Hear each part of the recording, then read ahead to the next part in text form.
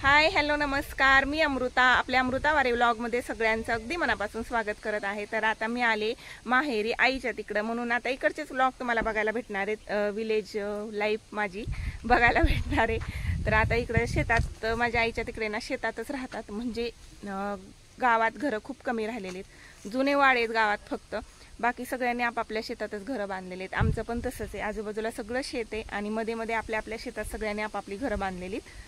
म्हणून मग मी आता इकडं बाजूला शेताच्या येऊन व्हिडिओ सुरू करते. कारण आता बहीण आलेली, भाऊ आहे, बहिणीची 2 लहान लहान मुलं, माझी मुलं आणि तिची पण मुलं, 5-6 लहान लहान मुलं आहेत. आणि एवढा आवाज, गोंधळ, मस्ती, भांडण, तंटा की खूपच. म्हणून व्हिडिओसुद्धा काढता येत नाही, म्हणजे शूट करणं बेकारच काम आहे. म्हणून थोडंसं आउटसाईडला येऊन मी शूट केलेलं आहे. असं घरात तर 12 महिने चालूच राहतं आपलं. तरीसुद्धा मनू आली माझ्या मागं मागं. बघा मनू, कशाला आली तू?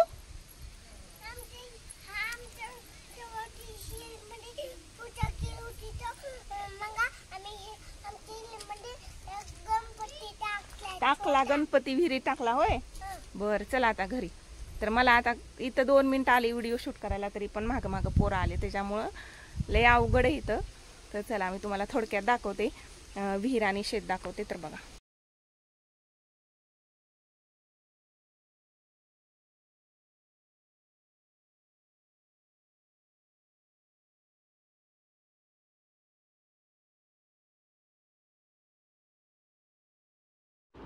तर आता इथं शेतातच आमच्या विहीर बांधलेली, खोदून घेतलेली होती आणि लगेच बांधून पण घेतली. तर विहीर खूप मोठी आहे, खोल पण तेवढीच आहे आणि एरिया पण खूप मोठा आहे. तर आम्हाला सीना कोळेगाव तळ्याचं पाणी असतं, म्हणजे पाण्याची काही कमी नाही आहे. इकडं पाणी भरपूर आहे, तरी सुद्धा साठा करून ठेवण्यासाठी विहीर त्यांनी केलेली आहे. कधी पाऊस काळ कमी राहिला तर मग असावं म्हणून. आणि हे चिकूचं झाड बघा, चिकू किती लागलेले आहेत. आणि याला कुठलं औषध वगैरे फवारलेलं अजिबात नाही, एकदम ऑर्गॅनिक चिकू आहे, त्याच्यामुळे एकदम गोड असणार आहेत हे चिकू. आणि छोटे छोटे नसतं, आमच्या नशिबात नव्हतेच म्हणायचं. हे आता पिकले तरी काय आम्हाला भेटणार नाही, कारण आम्ही खूप दूर राहतो इथून. म्हणून खूप सारे चिक्कू आहेत बघा, एकदम लकडून गेलेले झाड, इतके सगळे चिक्कू, आंबे, नंतर खूप काही आहे. घरची फळं खूप सारी असतात इकडं, आंबे पण खूप सारे असतात उन्हाळ्याच्या दिवसात इकडं खायला. आणि इथं ऊस लावलेला आहे, ऊसाच्या बाजूला केळीची बाग आहे. आणि इथं मका जी आहे ना, ती मका, आणि ह्या बाजूला तुती लावलेली, कारण तुतीमध्ये प्रोटीन असतं. आणि ती शेळ्यांसाठी, जे माझ्या भावाने बोकड पालन केलेले ना, गोट फार्म त्याचं आहे, तर त्यांच्यासाठी ती तुती लावलेली, कारण त्यातमध्ये प्रोटीन असतं म्हणे. त्याच्यामुळं शेळ्या, बोकडं जे आहेत ती लवकर ग्रो होतात.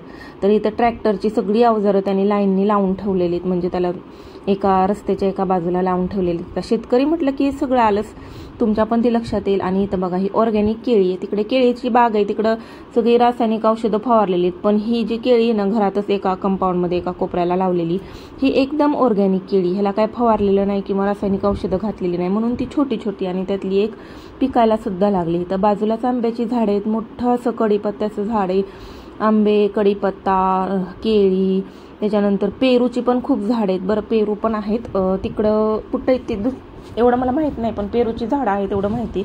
आणि इथं बघा टरबूज लावलेले माझ्या भावाने, म्हणजे लावायचं, त्याची लागण करायची बाकी आहे. तर हे टरबूजचं रोपं आणलेली, तर इथं शेडमध्ये ठेवलेलीत. आणि शेडसुद्धा खूप मोठं आहे, की तिथं काहीच ठेवायला कमी म्हणजे जागा नाही आहे. तर ही मका झालेली होती, ती मका वाळत टाकलेली, कारण पाऊस तुम्हाला माहितीच आहे आता महाराष्ट्रात आणि पूर्ण देशभर खूप पाऊस पडतोय म्हणून. तर मका झाल्यानंतर ती मका वाळत टाकलेली ओली असल्यामुळं. आणि इथं बघा, ही शेळ्या आणि ही आमची लेकरं, ही छोटी छोटी बोकडं आणि ही लेकरं, यांनी तर एवढा वैताग दिला ना खूपच. तर हे जी बोकडं आहेत ना, हे बंदिस्तच असतात, यांना काय बाहेर सोडत वगैरे नाही, इथंच खाऊ पाण्याची व्यवस्था केलेली आहे. आणि इकडच्या साईडला थोडी स्पेस आहे, तिकडं कुट्टीची मशीन ठेवलेली आणि म्हशी वगैरे बांधलेल्या आहेत. मशीनची सुद्धा पाण्याची सोय इथंच आहे. तर सगळं हे आमच्या कंपाऊंडच्या आतमध्येच असतं. तिकडनंच एक गेट आहे बाहेरच्या बाजूला, तिथून डायरेक्ट जिथं या जनावरांचा खाऊ असतो ना, हे शेत आहे, इथं जनावरांचा चारा असतो फक्त, तिकडे जायला गेट केलेले. म्हणजे इथून या गोट्यातून डायरेक्ट शेतात जायचं, तिथून खाऊ काढायचा त्यांचा जनावरांचा, आणि ते घेऊन या गेटमधून आत यायचं की तिथंच त्यांना टाकायचं. म्हणजे तिथं त्यांना जास्त लांब जायची गरज पडत नाही चारा आणायला, कापून वगैरे, तिथल्या तिथंच काढून टाकता येतो. त्या हिशोबाने त्यांनी असं इकडनं गेट करून घेतलेले. आणि इथं बघू शकता कंपाऊंडवरती किती सगळे वेल लावलेले आहेत, भाजीपाल्याचे वेल आहेत हे सगळे, घेवड्याच्या शेंगा, कारले, दोडके, दुधी भोपळा, असं सगळं लावलेलं आहे. त्याच्यामुळं भाजीपालासुद्धा घरचा राहतो, ऑर्गॅनिक राहतो. घेवड्याला खूप फुलं आलेली आहेत आणि फळं भाजीपाला सगळं घरचं असल्यामुळे मजा येते. गावाकडं खूप भारी वाटतं आणि चवसुद्धा लागते इकडच्या भाज्यांना.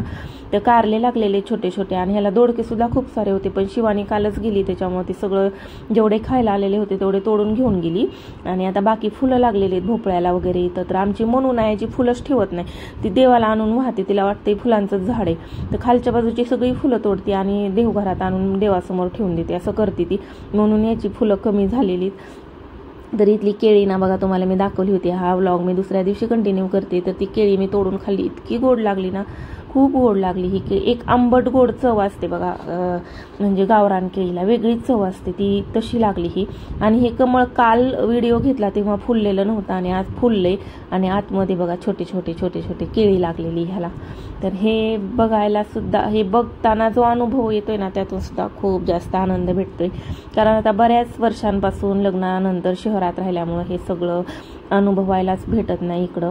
त्याच्यामुळं गावाकडं जे सुख आहे ते शहरात नाही. आणि गावाकडं तर मी तरी पण इकडे खूप सारे व्हिडिओ नाही बनवले, कारण मी 6 महिन्यातून इकडे येते आणि तेवढाच वेळ माझ्या आजीसोबत घालवला, आईसोबत, भावासोबत, मामाची मुलं वगैरे सगळ्या रिलेटिव्हसोबत खूप सारा वेळ घालवला मी. म्हणून जास्त व्लॉग वगैरे नाही तिकडे बनवले. म्हटलं जाऊ द्या, व्हिडिओ तर 12 महिने आहेतच आपले, आपण कधीतरी येतो आणि काय तेच फोन घेऊन बसायचं, म्हणून मग नाही बनवले. आणि बघा या कंपाऊंडच्या बाजूने वांग्याची झाडं, तुरीची झाडं लावलीत आणि ह्या वांग्याला सुद्धा फुलं लागलेली आहेत बरं का. तर चांगले 25-30 रोप आहेत ही वांग्याची. तर घरी खायला भाजीपाला सरत नाही, घरी खाऊन शेजारी पाजारी इकडे तिकडे सगळ्यांना पुरवला जातो. सगळ्यांना अगदी मन भरून खाता येईल एवढा भाजीपाला घरच्या घरी. तर असं आहे आमचं गावाकडचं शेत. आणि मला सगळंच खूप काही शेअर करायचं होतं बरं का इकडे आल्यानंतर, पण नाही काढले आता व्हिडिओ, कारण मी तुम्हाला आत्ताच सांगितल्याप्रमाणे मग मला इकडे ना सगळ्यांसोबत वेळ घालवायचा होता, व्हिडिओमध्ये नव्हता घालवायचा. आणि नेटवर्क प्रॉब्लेम खूपच आहे, काय सांगू. 1 मिनिटाचा शॉर्ट व्हिडिओ अपलोड करायला सुद्धा 1 तास लागतं. त्याच्यामुळे मी या भानगडीतच पडली नाही. तुरीला सुद्धा खूप जास्त फुलं लागलेली आणि छान वाटतं, अगदी प्रसन्न वाटतं आणि हिरवगार थंडगार हवा. भर दुपारी सुद्धा थंडगार लागते इकडे. ही विशेषता म्हणजे इकडची विशेषता आहे. तसं अंकलेश्वरमध्ये खूप गरमी आहे, उष्णता आहे, त्याच्यामुळे इकडे छान वाटते.